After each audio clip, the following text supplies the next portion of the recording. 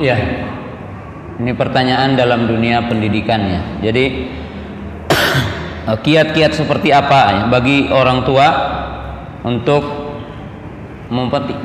jadi memberikan motivasi kepada anak agar anak terbiasa bersegera dalam kebaikan. Maka kaidah yang disebutkan oleh para ulama terutama ahli pendidikan, poin yang pertama dan utama adalah al-qudwah hasanah. Jadi yang menjadi dasar utama adalah contoh suri tauladan dari sang orang tua.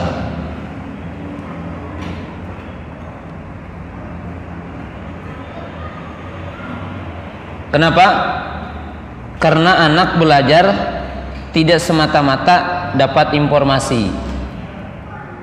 Anak terbentuk tidak semata-mata dari kalimat nasihat, tapi anak terbiasa dan terbentuk dari sesuatu yang dia dengar, dari sesuatu yang dia lihat. Artinya apa? Artinya dengan fitrah dan dengan natural, jika orang tua terbiasa sholat di awal waktu, sholat berjamaah, dan memberikan contoh dalam kehidupan, maka anak akan terbentuk dengan sendirinya tanpa orang tua berkata-kata, tanpa orang tua berbicara. Itu yang pertama. Yang kedua, membiasakan pendidikan dalam bentuk aplikasi. Membiasakan pendidikan dalam dunia nyata, bukan dalam dunia sekedar memberikan informasi. Artinya begini, ketika orang mengatakan nak wudu, nak sholat, yang seperti ini tidak begitu tidak begitu berpengaruh kepada dunia pendidikan.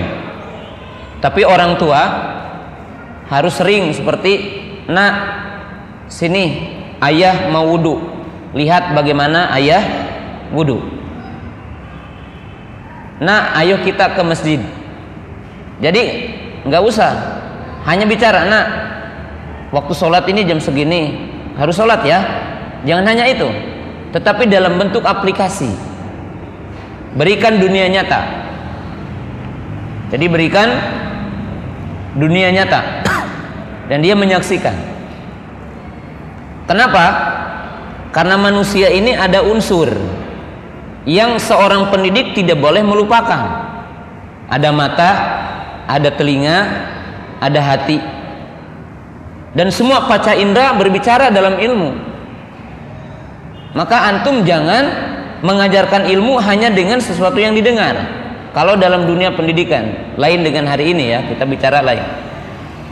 Contoh, kalau guru jadul, guru zaman dulu, guru yang tidak berkembang, atau guru yang bukan guru, nah, ayo buka kitab fikihnya ya. Sekarang kita akan berbicara tentang rukun wudu. Maka dia baca ya, suruh baca satu orang, selesai. Ini guru nyasar. Tapi guru yang benar-benar guru, dia akan mencari formasi, dia akan mencari model bagaimana mengajari anak tentang wudu dalam waktu cuma 5 menit. Dia akan menampilkan melalui PowerPoint rukun wudu. Dia mengatakan ada gambar yang boleh kan gitu. Gambar orang mencuci muka, gambar orang mencuci tangan, gambar orang mengusap kepala, gambar orang mencuci kaki. Nah, inilah wudu yang benar. Maka dia akan mampu menunaikan wudu walaupun dia tidak tahu itu rukun wudu. Karena aplikasi yang diajarkan bagaimana wudu, bukan semata-mata tahu tentang rukun wudu. Orang yang tahu rukun wudu tapi tidak bisa tentang bagaimana kaifiyah wudu, itu lama kan? Kalau ditanya pakai soal, berapa rukun wudu? Ternyata dia jawabannya 4. Ketika dia kuliah di perguruan tinggi, ternyata rukun wudu itu ada 6. Kenapa? Karena di perguruan tinggi ditambah, ada tartib, ada muwalah. Kalau ketika dia di SD cuma 4, mencuci muka, mencuci tangan, mengusap kepala, mencuci kaki. Maka si anak ini bilang, gila katanya guru saya dulu, rukun wudu dibilang 4, sekarang 6. Nah ini kalau guru alat seperti ini gitu. Jadi guru alat seperti ini. Sebagaimana kita hari ini, termasuk mungkin negara ini, yang menjadi problem adalah sistem pendidikannya. Bayangkan pendidikan diukur dengan UN. Mengecek kemampuan manusia tentang hasil pendidikannya, dikasih soal ABCD, apa relevansinya gitu dengan dunia pendidikan. Antum bisa katakan bimbel lebih bagus ketimbang sekolah.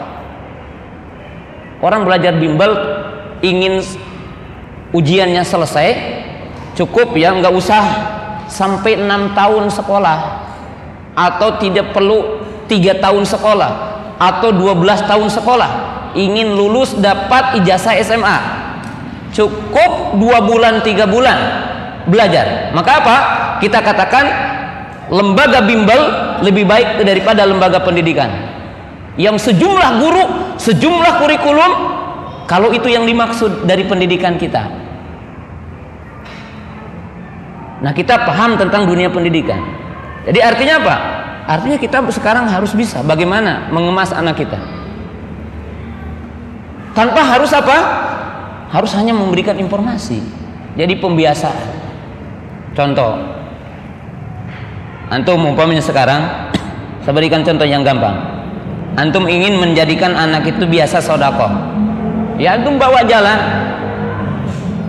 antum bilang, nah kita nengok ibu yuk sekarang, ya ayo kita beri anak kita, nah kita beli kue ya gitu.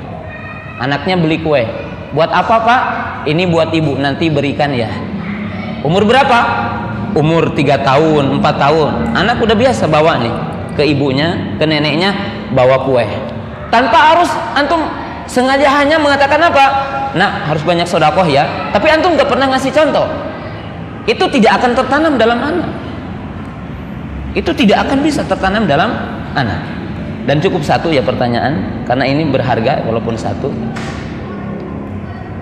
Saya studi banding itu di Saudi, di beberapa lembaga pendidikan tentang sistem pendidikan. Bahkan kalau saya hitung lebih dari 20 lembaga pendidikan. Dari mulai yang sistem klasikal sampai yang biasa. Ada satu yang menarik ketika saya masuk ke sebuah lembaga tahfidz. Lembaga tahfidz di sana cuma 3 hari. Kalau di dalam istilah kita weekend, yaitu hari Jumat, Sabtu. Jadi dalam seminggu itu cuma 2 hari. Tapi lembaga tahfidz tersebut bisa mengeluarkan tiap tahun 1000 hafidz. Ketika saya tanya apa yang menjadi, kata beliau, yang menjadi bisa seperti ini adalah apa? Metode bagaimana anak itu senang tahfidz. Jadi apa? Metodenya apa?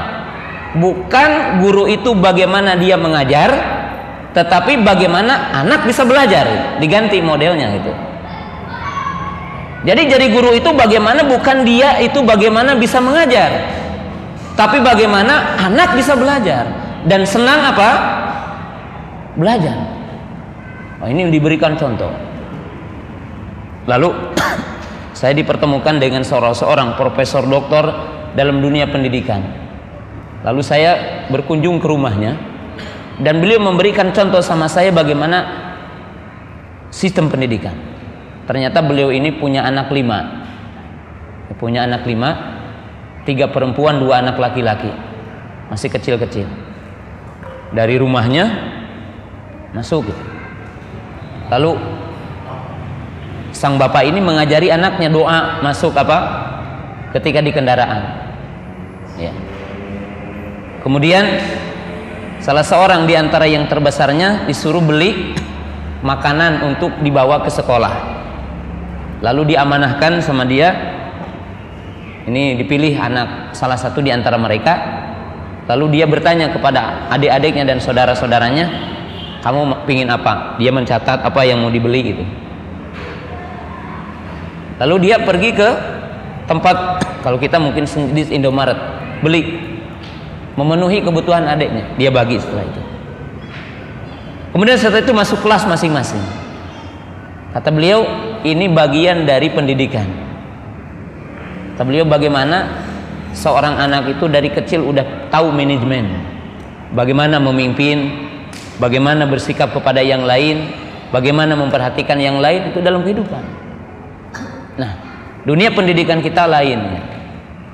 Antum rekreasi pernah nggak ajarin anak ketika naik doa, naik kendaraan, ditanya tentang ilmu? Kan pernah.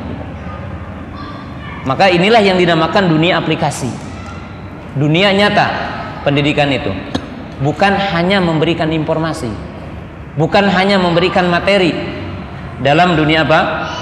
Pendidikan.